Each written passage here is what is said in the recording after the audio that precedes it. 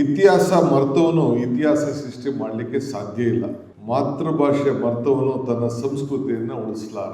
So ಇವತ್ತು ನಾವೆಲ್ಲ ನಮ್ಮ ಇತಿಹಾಸ, ನಮ್ಮ ಸಂಸ್ಕೃತಿನ ನಾವು ಉಳಿಸ್ಕೊಳ್ಳಿಕ್ಕೆ ನಾವೆಲ್ಲ ಇಲ್ಲಿ ಸೇರಿದ್ದೇವೆ.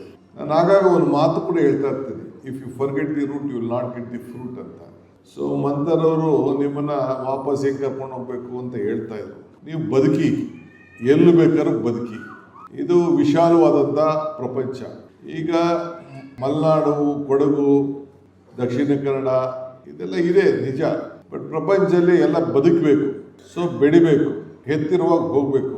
ಆದರೆ ನಿಮ್ಮಲ್ಲಿರುವಂಥ ಒಂದು ಸಂಸ್ಕೃತಿ, ಸಾಹಿತ್ಯ, ಕಲೆ ಇದೆಯಲ್ಲ, ಎಲ್ಲೋದ್ರೂ ಕೂಡ ಅದನ್ನು ಪ್ರತಿಬಿಂಬಿಸುವಂಥ ವ್ಯಕ್ತಿತ್ವವನ್ನು ಕಾಪಾಡ್ಕೊಂಡು ಹೋಗಬೇಕು ಅಂತೇಳಿ ನಾನು ನಿಮ್ಮಲ್ಲೆಲ್ಲ ಪ್ರಾರ್ಥನೆಯನ್ನು ನಾನು ಮಾಡ್ತೇನೆ. ಸೊ ಅದಕ್ಕೆ ಒಂದು ಸಮಾಜ ಅಕ್ಷರ ಮರ್ತರೆ ಅದನ್ನು ಕಲಿಸ್ಬೋದು, ಕಲೆ ಸಂಸ್ಕೃತಿಯನ್ನು ಮರ್ತರೆ ಕಲಿಸ್ಲಿಕ್ಕೆ ಸಾಧ್ಯ ಇಲ್ಲ. ಸೊ ಅದಕ್ಕೆ ನೀವು ಪ್ರತಿಯೊಂದು ನಿಮ್ಮ ಮಕ್ಕಳಿಗೆ ಈಗೆಲ್ಲ ಬೆಂಗಳೂರು ಹೋಗ್ಬೋದು, ಹೊರಗಡೆ ಹೋಗ್ಬೋದು, ಡೆಲ್ಲಿಗೆ ಹೋಗ್ಬೋದು, ಫಾರಿನ್ಗೆ ಹೋಗ್ಬೋದು, ಎಲ್ಲ ಮಾಡ್ಬೋದು. ಬಟ್ ಮೂಲ ಏನು ಒಂದು ಪದ್ಧತಿ ಇಟ್ಕೊಂಡು ಹೋಗಬೇಕು, ಅದನ್ನು ಉಳಿಸ್ಕೊಳ್ಳೇಬೇಕು. ನಾನು ಆಗಾಗ ಅನೇಕ ಸಂದರ್ಭದಲ್ಲಿ ಹೇಳಿದ್ದೇನೆ, ಮನುಷ್ಯನ ಹುಟ್ಟು ಆಕಸ್ಮಿಕ, ಸಾವು ಅನಿವಾರ್ಯ, ಜನನ ಉಚಿತ, ಮರಣ ಖಚಿತ. ಈ ಹುಟ್ಟು ಸಾವಿನ ಮಧ್ಯದಲ್ಲಿ ನಾವು ಏನು ಮಾಡ್ತೀವಿ ಅಂತ ಭಾಳ ಮುಖ್ಯ. ನಾವು ಹುಟ್ಟುವಾಗ ಯಾರಿಗೂ ಅರ್ಜಿ ಹಾಕ್ಕೊಂಡು ಯಾವ ಜಾತಿನ ಹುಟ್ಟಬೇಕು, ಯಾವ ಧರ್ಮದಲ್ಲಿ ಹುಟ್ಟಬೇಕು ಅಂತೇಳಿ ನಾವು ಹುಟ್ಟುವುದಿಲ್ಲ. ನಮ್ಮ ತಂದೆ ತಾಯಿಗಳ ತೀರ್ಮಾನ, ನಾವು ಜನ್ಮ ತಾಳ್ತೇವೆ. ಆ ಮಗು ಹುಟ್ಟುವಾಗ ಇಡೀ ಸಮಾಜ ಭಾಳ ಖುಷಿಯಿಂದ ಇರ್ತದೆ, ಒಂದು ಮಗು ಜನ್ಮ ಆಯಿತು ಅಂತೇಳಿ. ಆದರೆ ಮಗು ಮಾತ್ರ ಅಳ್ತಾ ಇರ್ತದೆ. ಅದೇ ಮಗು ಸಾಧನೆ ಮಾಡಿ ಸತ್ತಾಗ ಸಮಾಜ ಅಳ್ತದೆ, ಮಗು ಭಾಳ ಸಂತೋಷದಿಂದ ಇರ್ತದೆ. ಇದೇ ಹುಟ್ಟಿಗೂ ಸಾವುಗೂ ಇರುವಂಥ ಒಂದು ದೊಡ್ಡದು. ಸೊ ಹಂಗೆ ನೀವೆಲ್ಲ ನಿಮ್ಮ ಬದುಕಿನಲ್ಲಿ ನೀವು 4 ಲಕ್ಷ ಜನ ಇರ್ಬೋದು. ನಾನು ಕಡಿಮೆ ಇದ್ದೀನಿ ಅಂತ ತಿಳ್ಕೊಳಕ್ಕೆ ಹೋಗಬೇಡಿ. One man with courage makes A majority. So ಹಂಗೆ ಯಾರು ನಾಯಕರಾಗಬೇಕಾದವನು ಲಕ್ಷಾಂತರ ಜನ ಏನು ಅವನ ಜೊತೆ ಒಬ್ಬನ ಧೈರ್ಯ, ತೀರ್ಮಾನ, ಯಾವುದೇ ಒಂದು ಸಂಸ್ಕೃತಿನ ಉಳಿಸ್ಬೇಕು ಅಂತೇಳಿ ಒಂದು ದಿಟ್ಟವಾದಂಥ ಒಂದು ತೀರ್ಮಾನ ಮಾಡಿದ್ರೆ ಸಾಧ್ಯ ಇದೆ. ಇವತ್ತು ನಾನು ಸ್ಟೇಜ್ ಮೇಲೆ ನಿಮ್ಮೆಲ್ಲರ ಪರವಾಗಿ ಒಂದು ನನಗೆ ಮನವಿಯನ್ನು ನಿಮ್ಮ ನಮ್ಮ ಕೊಡಗು ಗೌಡ ಸಮಾಜದ ಒಕ್ಕೂಟದವರು ಮತ್ತು ನಮ್ಮ ಅಕಾಡೆಮಿಯವರೆಲ್ಲ ಕೊಟ್ರಿ. ಎಲ್ಲ ಬಂದ್ರಿ, 5-6 ಜನ ಭಾಳ ಉತ್ಸಾಹದಿಂದ ಬಂದು. ಯಾಕೆ? ನಮ್ಮ ಮೂಲ ಉಳಿಬೇಕು, ನಮ್ಮ ಬೇರು ಉಳಿಬೇಕು ಅಂತ, ನಮ್ಮ ಭದ್ರತೆಯನ್ನು ಕಾಪಾಡಬೇಕು ಅನ್ನೋ ದೃಷ್ಟಿಯಿಂದ ಸರ್ಕಾರದ ಜೊತೆ ನೀವು ಹಂಚ್ಕೊಂಡ್ರಿ. ಸೊ ಹಂಗೆ ಒಂದು ಸ್ವಾಭಿಮಾನದ ಬದುಕಿನಲ್ಲಿ ನಾವೆಲ್ಲ ಇವತ್ತು ಇದ್ದೇವೆ. ದೇಶ ಆಸ್ತಿನೇ, ನಮ್ಮ ಭಾರತ ದೇಶದ ಆಸ್ತಿನೇ ನಮ್ಮ ಸಂಸ್ಕೃತಿ. ಇದಕ್ಕಿಂತ ದೊಡ್ಡ ಆಸ್ತಿ ಏನಿಲ್ಲ. ಒಂದು ಸಂದರ್ಭದಲ್ಲಿ ಅಲೆಕ್ಸಾಂಡರ್ ದಿ ಗ್ರೇಟ್ ಭಾರತ ವಶಪಡಿಸ್ಕೊಳ್ಬೇಕು ಅಂತ ಹೊರಟಂತೆ. ಅವನು ಹೊರಟಾಗ ಆಗ ತನ್ನ ಗುರು ಅರಿಸ್ಟಾಟಲ್ಗೆ ಹೋಗಿ ಭೇಟಿ ಮಾಡ್ತಾನೆ. ಗುರುಗಳೇ, ನನ್ನ ಭಾರತ ವಶಪಡಿಸ್ಕೊಳ್ಲಿಕ್ಕೆ ನಾನು ಹೋಗ್ತಾ ಇದ್ದೀನಿ ಅಂತ. ಆ ಗುರು ಅರಿಸ್ಟಾಟಲ್ ಅವ್ರಿಗೆ ಹೇಳ್ತಾರೆ, ನೀನು ಭಾರತಕ್ಕೆ ಹೋಗ್ತಾ ಇದೀಯಾ? ಓಕೆ, ನೀನು ವಾಪಸ್ ಬರ್ತೀಯೋ ಅನ್ನೋ ನನಗೆ ಗೊತ್ತಿಲ್ಲ.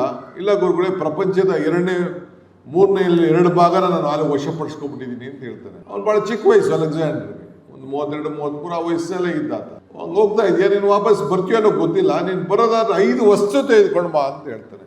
ಏನು ಗುರುಗಳೇ 5 ವಸ್ತು? ಒಂದು ಮಹಾಭಾರತ ಗ್ರಂಥ, ಒಂದು ರಾಮಾಯಣ ಗ್ರಂಥ, ಒಂದು ಕೃಷ್ಣನ ಕೊರಳು, ಒಂದು ಗಂಗಾ ಜಲ, ಇನ್ನೊಂದು ಭಾರತದಲ್ಲಿರುವಂಥ ತತ್ವಜ್ಞಾನಿಗಳು, ಸಾಧು ಸಂತರು. ಈ 5 ಜನ ತೆಗೆದುಕೊಂಡು ಬಂದರೆ ಇಡೀ ಭಾರತವನ್ನೇ ತೆಗೆದುಕೊಂಡು ಬಂದಂತೆ. ಅಷ್ಟು ವಿಶೇಷವಾದಂಥ ದೇಶ ಭಾರತ ಅನ್ನೋದನ್ನ ಈ ಕೃಷ್ಣನ ಕೊರಳು ಅಂತ ಮಾತಾಡ್ತೀವಿ ನಾವು. ಏನು ಕೃಷ್ಣನ ಕೊರಳು? ಅದು ಒಂದು ಬಿದಿರು ಕಡ್ಡಿ. ಆ ಬಿದಿರು ಕಡ್ಡಿಲಿ ಅದಕ್ಕೆ ಕೊರಳು ಮಾಡಿದ ತಕ್ಷಣ ಅಂತ ನಾದ ಅದರಿಂದ ಹೊರಗಡೆ ಬರ್ತದೆ ಅಂತ ಬಿದಿರಿಗೆ ಗೊತ್ತಿಲ್ಲ.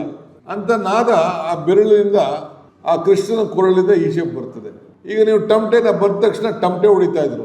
ಚರ್ಮದ ಮೇಲೆ ಅದನ್ನ ನಗಾರಿನ ರೆಡಿ ಮಾಡಿರ್ತಾರೆ. ಪಾಪ ಪ್ರಾಣಿ ಸತ್ತೋಯ್ತು, ಆ ಪ್ರಾಣಿಗೂ ಗೊತ್ತಿಲ್ಲ ನನ್ನ ಚರ್ಮದಿಂದ ಇಂಥ ಒಂದು ನಾದ ಕೊಟ್ಟು ಜನರಿಗೆ ಆನಂದ ಉಂಟು ಮಾಡ್ತದೆ ಅಂತೇಳಿ ಇದಕ್ಕೆ ಆ ಕುರಿದಾಕಿರ್ತಿರೋ, ಮೇಕೆದಾಕಿರ್ತಿದೋ, ಇಲ್ಲಾಂದ್ರೆ ಹಸುದಾಕಿರ್ತಿರೋ ಚರ್ಮ ಆ ಟಮಟೆಗೆ, ನಗಾರಿಗೆ ಗೊತ್ತಿರಲ್ಲ. ಹಂಗೆ ಪ್ರತಿಯೊಬ್ಬರು ಕೂಡ ಕಡ್ಡಿ ತೆಗೆದುಕೊಳ್ಳಿ.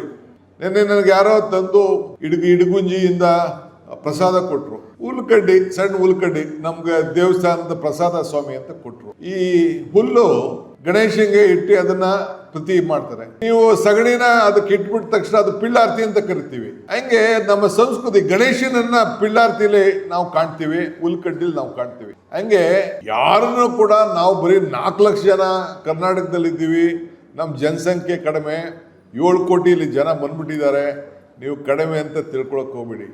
DVG ಒಂದ್ ಕಡೆ ಒಂದು ಮಾತು ಹೇಳ್ತಾರೆ, ಏನಾನು ಮಮ್ಮಾಡು ಕೈಗೆ ದೊರಜ ಹುಜ್ಜುವ ನಾನೇನು ಹುಲ್ಲು ಕಡ್ಡಿ ಎಂಬ ನುಡಿಬೇಡ, ಹೀನ ಮಾವುದು ಮಿಲ್ಲ ಜಗದ ಗುಡಿಯೊಳಗೆ ತಾಣ ನಿಲ್ಗೋದು ಮಂಕುತಿಮ್ಮ ಅಂತ. ಈ ದೇಗದ ಗುಡಿಯಲ್ಲಿ ಎಲ್ಲರಿಗೂ ಒಂದಲ್ಲ ಒಂದು ಸ್ಥಾನ ಇದೆ.